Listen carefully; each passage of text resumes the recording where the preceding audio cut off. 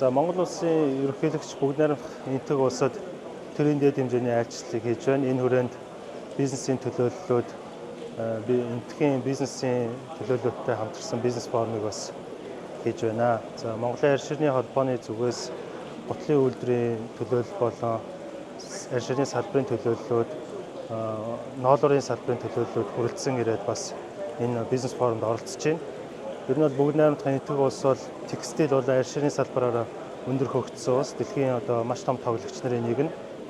Бидний зүгээс бол Монгол улсын хувьд арь ширний салбарыг хөгжүүлэх, цаашлаад хөнгөн аж үйлдвэрийн паркийг хөгжүүлэх, энэ нүүлгэн шилжүүлэлтийн эмээлт төслийг хэрэгжүүлэхэд яг энэ олон жилийн туршлагатай хэд хэдэн паркийг хөгжүүлсэн, онсон бас алдсан ийм улсаас бас суралцаж туршлага судалж явах бол маш чухал. Өнгөрсөн 1 сард бид нэр бүгд найрамдах Турк улс руу ерөнхийлөгчийн дэд хэмжээний айлчлалын хүрээнд очиж 2 арь ширний паркаар нь танилцаад эмээлт паркийнхан болон Турк улсын Гэрээдэ паркийнхан самжиг байгуулж ирсэн. Энэ хүрээндээ бас туршлага судлаад нүүлгэн шилжүүлэлтийг хэрхэн яаж хийх үгээд одоо бол бид нар яг хэрэгжүүлээд арь ширний холбоо болон эмээлт аж үйлдвэрийн паркийн төслийн нэгжтэй бид нар хамтраад явж байгаа.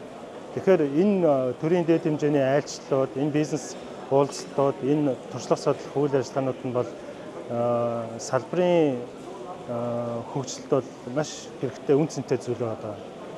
Тэгээд цаашдаа бид нар бол бүгд найрамдах энтэг улстай арь ширний парк хөгжүүлэх, бүтээгдэхүүн экспортлох, ноу-хау технологи нэвтрүүлэх, олон улсын тогтвортой үйлдвэрлэл, тогтвортой нэмэн үртгэн сүлжээг аудитлах, сертификатжуулах энэ бүх ажлууд дээр бол хамтарч ажиллана гэсэн бодолтой байна. Өмнөх олон улсын Италийн болон Хонконгийн үзэсгэлэнгүүдээр манай аж ахуйн нэгжүүд оролцож байхад бол энтхийн худалдаа авагч нар их сонирхдаг. Өмнө ч бас экспорт хийжсэн түүхүүд бий. Тэгэхээр энийг буцаад сэргээх юм маш их боломж байна. Тэгэхээр бид нэр арь ширний салбарын хувьд бол энтэг улстай бол цаашдаа байнгын хамтарч ажиллах энүүгээрээ дамжуулаад Европ болон Америк өндөр хөгжсөн барууны улсуудын зах зээл рүү нэвтрэх ийм зорилтыг тавьж байна.